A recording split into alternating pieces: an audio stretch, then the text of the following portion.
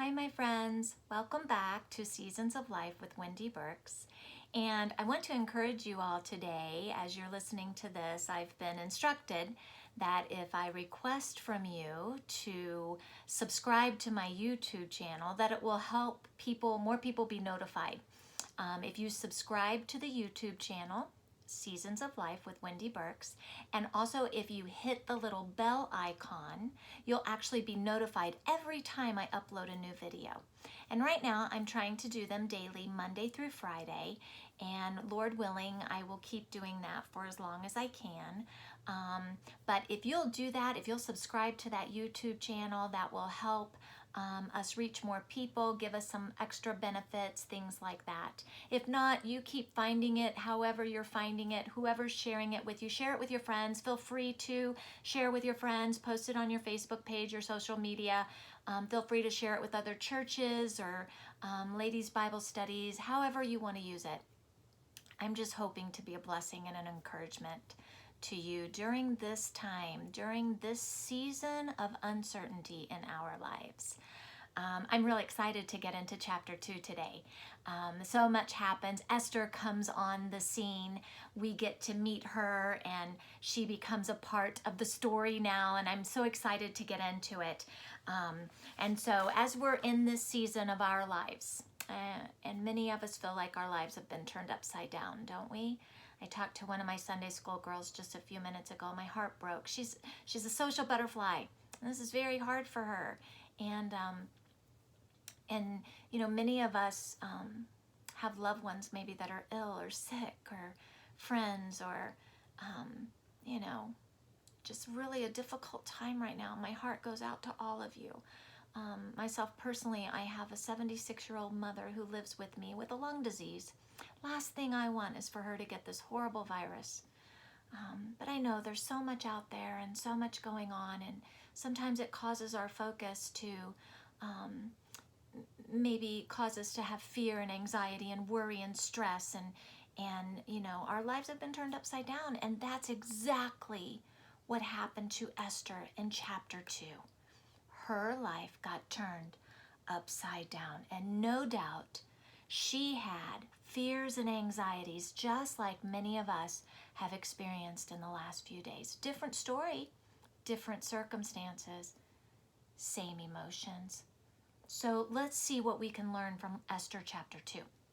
I know in my own personal life, God taught me so much through this, and I'm going to try my best to keep these videos about 20 to 30 minutes, closer to 25, and make it easy for you to be able to watch it in one setting. And let's go ahead and let's jump into verse number 1. I'm going to read one verse. After these things, when the wrath of King Ahasuerus was appeased, he remembered Vashti and what she had done and what was decreed against her. Sometime in history, between the chapters of 1 and 2, that war took place. Remember, I told you that he was having this big banquet, and God chooses not to even talk about the war. Why? Because God says, you know what, that's really not important. Let me tell you the important behind the scene things going on. I'm so glad that God the Father knows the important behind the scenes matters that are going on today in our world. But what's right in front of me, and what our history books tell us about this time, is this great war had taken place, and they lost. The king didn't win Greece. He went to all that trouble, all of that expense, all of that time, lost his wife, the queen, during that time, his first wife. And it's also known in history that during this time that he was off to war, his son was born. Yeah, that's right. Vashti, they believe, was the mother of his son. And he comes back from war, and it says, after these things, his wrath is appeased. He settled down, and he starts to remember. He starts to think about the decisions that had happened and the things that had taken place. And the Bible doesn't say it, but I'm wondering if maybe he had some regret. What have I done?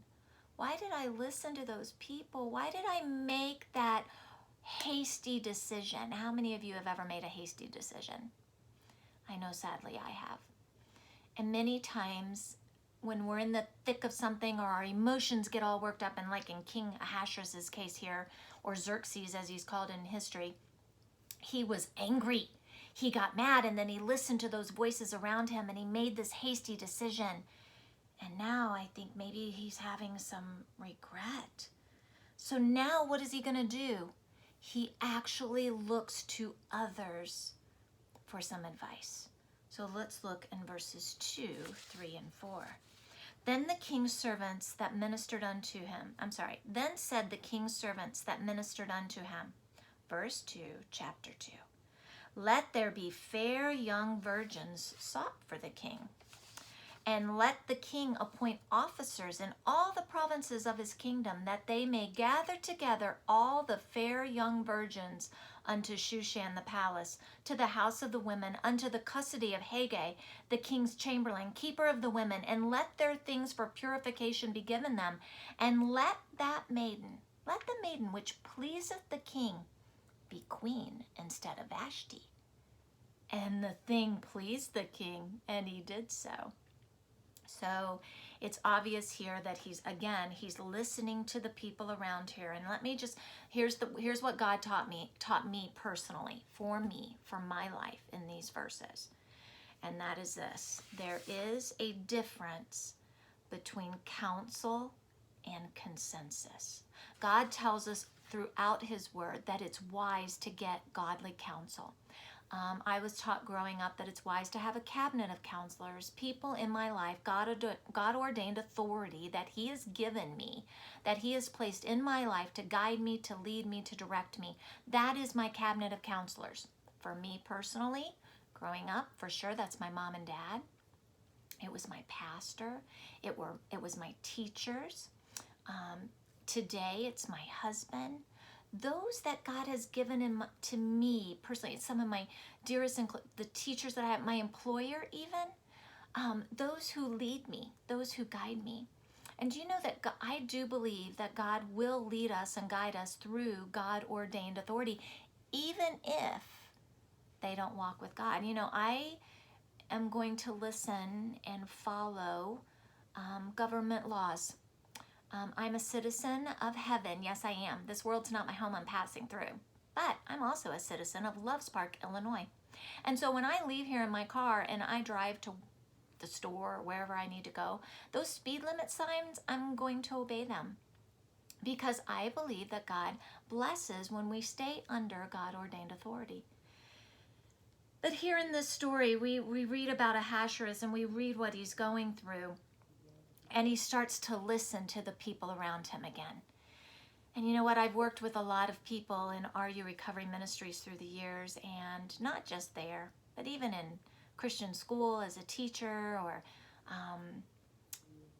with teenagers, and even with my own children, and even in my own life. I know that if I talk to enough people, I'm going to get somebody to agree with me. You know what I'm saying. If we talk to enough people, I'm going to get somebody to tell me what I want to hear. Many times in the ministry in which I work, we have women that come into our women's home, and they live there, and they're seeking God, they're seeking help, they're seeking sobriety, they're seeking victory, but they're learning to walk with God and talk with God, and they have major life decisions to make. And many times those major life decisions, they will go to those leaders, but then sometimes that leader may make them angry. I don't like them. They made me mad. I don't like what they said. Hence, teenagers with their parents, or college students with their teachers or professors, or church members with their pastor, whatever. He said something that I don't like, so I'm going to find somebody else. So we go from person to person to person to person till we find that person who agrees with what I say. I love donuts. I am affectionately known as the donut lady by some of my sweet friends' children, and because I love donuts. Now, if I wanted to go eat a donut, which there's nothing wrong with, I can say it's okay for me to eat as many donuts as I want. And I could probably find somebody who would agree with me.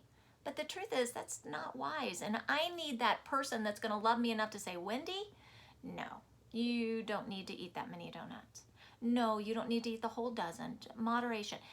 We all need godly counsel. And I'm using a silly illustration to point out a serious issue.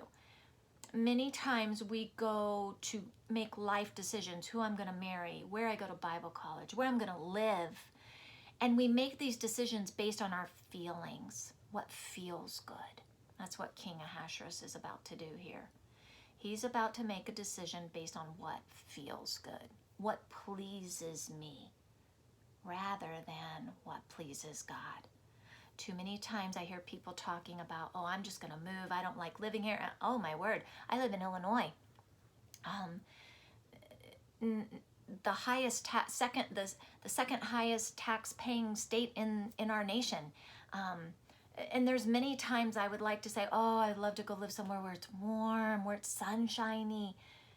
And if I listen to enough people and talk to the right people, they're going to agree with me. Yeah, I'll go there. Yeah, you should do.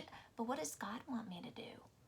What's the right thing for me to do? And the last thing I want to do is make a hasty decision. Not that I could leave without my whole family anyway, but the last thing my family wants to do is make a hasty decision where we're not following God, but instead we're basing our decisions off of our feelings. Well, this isn't fair. Well, this is the... Remember, God's not surprised by our circumstances and our uncertainty. He knows exactly what's going on. I'll get to more of that in just a moment. But don't base our decisions on feelings. That just gets us in trouble. Remember, a godly counselor will tell you the truth, even when it's not what you want to hear. King Ahasuerus in this story is listening to them, and they said, hey, if it pleases the king, have some young virgins brought in, and you can pick yourself a new queen. And he goes, yeah, I like that idea. That makes me feel better. And many times that's how we make decisions. What makes me feel better? I may go to my husband, or I may go to, as a young person, I may go to my mom. And as a young person, I say, Mom, what do you think about this? And she says, I think you ought to do this. And I don't like that answer. Let me go ask this person. Or let me go ask this person. Or wait a minute, what do you think? What do you think? And I keep asking around. And many times we make the mistake of asking our peers rather than asking somebody who's a leader over us, or somebody who God is using to guide us, to direct us, to teach us. Somebody who's maybe been around a little bit longer, who has experienced life a little bit more than we have. It's so important to get counsel, not just consensus. And that's one of the lessons God taught me here, is that too many of us believe we hear the voice of God, when in reality it's just our flesh playing ventriloquism. I think here's how it sounds. I hear many people say this, I just have peace about it. Well, ladies, I'm telling you right now, this girl can get peace about eating those dozen donuts, but it doesn't make it right. Don't just go by feelings. Remember, what have I said? Dwell on truth, and truth comes from here. So the first lesson I learned in Esther chapter 2 is it's more important to get counsel than consensus, and there is a difference. The second thing I learned here, this is where Esther comes on the scene. I'm so excited. Let's look at verses 5, 6, 7, and 8, and you're going to hear Esther for the first time. Now in Shushan the palace there was a certain Jew whose name was Mordecai, the son of Jair, the son of Shimei, the son of Kish, a Benjamite. And this is a very important verse for the Jewish nation. It's to this day, it's very important for them to know the tribe they come from. So we learn right here that Esther comes from the tribe of Benjamin. Verse number 6, who had been carried away from Jerusalem with the captivity which had been carried away with Jeconiah, the king of Judah, whom Nebuchadnezzar, the king of Babylon, had carried away. They're in exile. They're not in Jerusalem. They're living in a different country. And here we're going to learn about Mordecai. Verse number 7, and he brought up, reared, as we would say it today, Hadassah. That's her Hebrew Jewish name. That is Esther, her Persian name. His uncle's daughter, for she had neither father nor mother, and the maid was fair and beautiful, whom Mordecai, when her father and mother were dead, took for his own daughter. So here we have Mordecai, her cousin, we would call it today, but he goes by her uncle here. And Mordecai is rearing this young girl that God on purpose tells us she's fair and beautiful to look upon. And in history, she is noted as being the most beautiful woman in the land. She's very pretty, and that was by God's design also. And there's a reason, and we'll see why here in just a moment. But not just on the outside beauty, but beauty on the inside. So let's go on. Verse number 8. So it came to pass when the king's commandment and his decree was heard, and when many maidens were gathered together unto Shushan the palace to the custody of Haggai, that Esther was brought also unto the king's house to the custody of Haggai, keeper of the women. Okay, so much just took place in these few verses.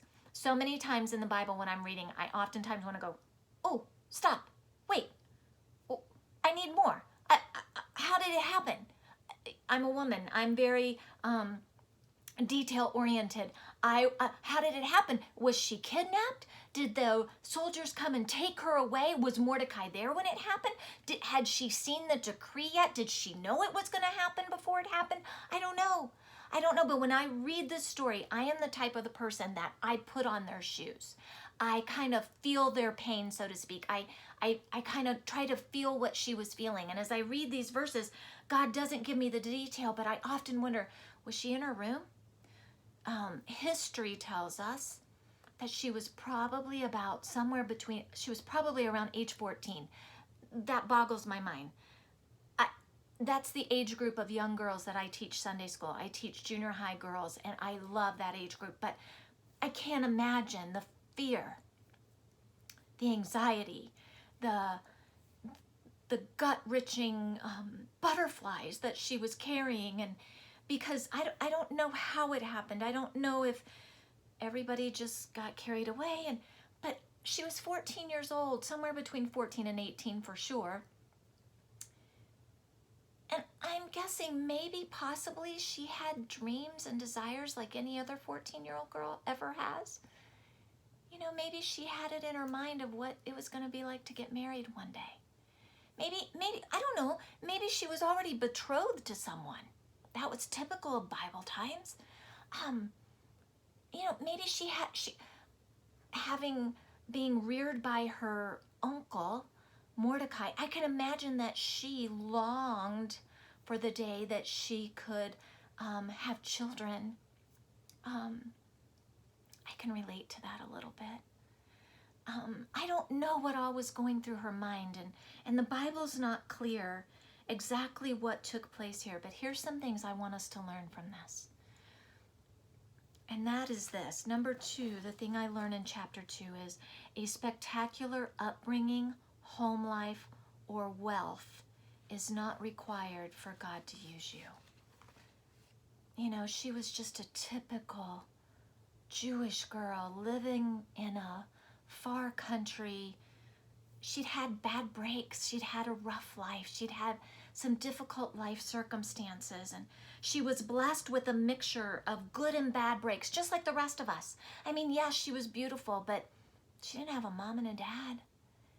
Yes, she was looked upon highly as someone who was beautiful to look at, and that'll partly how God uses that to get the king's attention later on and to choose Esther for this very thing that God created her for. But you never know how things are going to turn out, and very often the very things that set you apart, whether good or bad, are the very things that God will use in your life to bring about his purpose. As I read the story and I study her and I put on her proverbial shoes, I hurt for her. I ache for her. I feel like, oh my word, this poor young girl, her life's been turned upside down, as with many other women, all these young virgins that are brought into this harem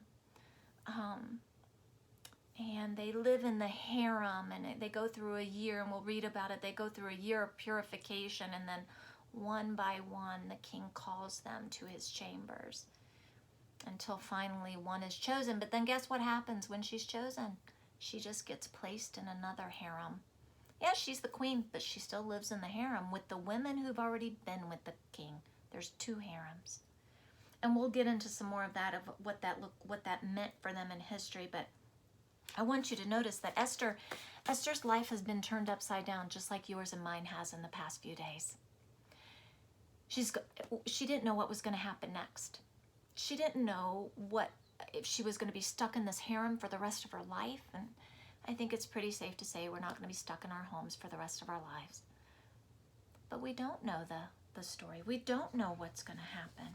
And you say, Wendy, how are you dealing with, and I've had people ask me, how are you dealing with it? How are you handling the stay-at-home order? What are you doing to, fight for your rights, or do your part, or, aren't you afraid, and aren't you scared, and do you have those butterflies, and what are you going to do?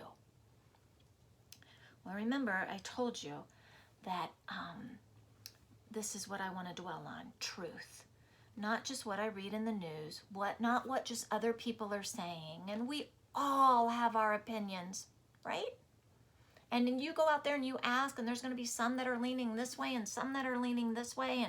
And there's a lot of things going on out there on social media, and that's why I say be careful. This is a warning from me to you, because it's easy to get swept up in things and to take our focus off what God is saying. Hey, this is the big picture. Hey, take heed. Look at me. Listen. Remember when you were young and your mom or your dad would say, hey, listen, look up here. Did you ever have a parent take you by your chin and go, look at me, and get your attention? I feel like that's what God's doing for us right now. Hey. Look, listen. Make sure you're focused on me. And that's what I'm gonna end this video with this verse.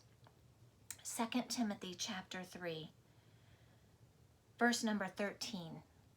It says, but evil men and seducers, those who deceive, shall wax worse and worse, deceiving and being deceived. There's some of that going on. Yes, there is. No doubt. But you know what? There's also some people that are struggling very much right now and are in pain and in a hospital and dying of a virus. Let's not take it lightly. But yeah, I get you. I know some of you are stressed out and thinking it's all fake and it's all conspiracy theory, and we can get into that. But you know what? I don't think we should. This is what God... I'm not surprised things are going to get worse and worse. God told me it was going to.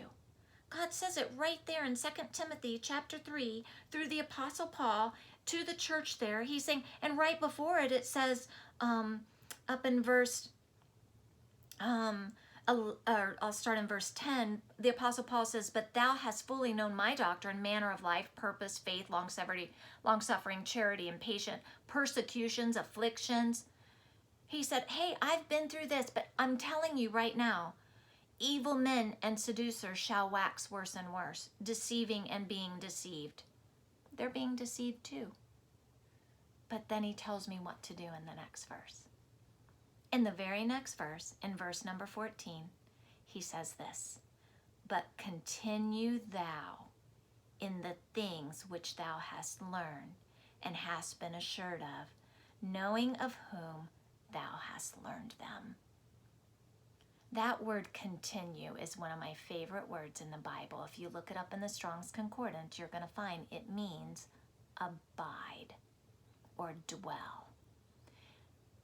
We can go back to the verses in the Bible where it tells us continually over and over again to abide in him, to dwell in him, to spend time with him, as I keep saying over and over again in these videos, and I will continue because I know that's where peace comes from. I know that's where you get the peace that passes all understanding. So for all of my friends who are worked up and stressed out and full of anxiety and fear and worry and and stress, and you're seeking that calm, that sanctuary, that high tower that I've been telling you about, where you feel free, where you can take a deep breath and you're really not worried. It doesn't mean we're not going to suffer, but I can do what God tells me to do. I can continue in Him. I can do what I know God's told me to do in His Word. I can continue in those very things I've been taught. None of that's changed. You know what I love? My life's been changed. Yep. But He never changes. He's the same yesterday, today, and forever. I'm not getting very far in this first video for chapter 2. There is so much in this chapter that I can't wait to talk about. And I can't wait to get to the very end of this chapter, because it's one of those pivotal moments in this chapter, in this story, where something takes place that just seems so incredibly unfair. And yet God uses it later on in the story. You know what, ladies? There may be things right now in your life that's incredibly unfair. I don't know what that is. You do, and God does. But whatever that thing is that's incredibly unfair, I love this phrase, rest assured. God can use them. Look for His hand. Watch for His hand. He's working. He's doing something. He's doing something here in the book of Esther. And we're going to get into it more with our next video and continue on as we study each verse and we learn about what took place in history as well as what God tells us in His Word. I'm so thankful for the lessons God has taught me through this, through each character, through each person that's listed here. But as we talk about Esther in these next few verses, and her life got flipped upside down, and she was scared, and she was worried, and she was probably stressed. And I can imagine as she laid her head on her pillow at night that there was probably those warm tears that hit the pillow. Wondering if she would ever see her uncle again. Wondering if she would ever be out of this harem. Wondering what was going to come of her. And some of us are in that stage of our life right now. That season of uncertainty. That's why I chose to talk about Esther. Because I believe that we can do just as God told us to do, and to continue in the things which we have learned and been assured of, rest assured, knowing of whom thou hast learned them. The peace that passes all understanding, God calls it. Doesn't make sense. Things are crazy. I don't know what's going to happen. I don't know how my life's going to pan out. I don't know my future here on earth. But it's okay. I'm getting closer to Him so that I can see it from His perspective. And I'm trusting Him. Though I can't see it yet, I know He can. And He has my best interest at heart. And there's nothing that comes into my life that isn't Father filtered. And rest assured, the same is true for you. Join us next time as we continue on in Esther chapter 2. Don't forget, subscribe to my YouTube channel if you will, and hit that little bell icon so you're notified the next time I post a video. Love you all and see you soon.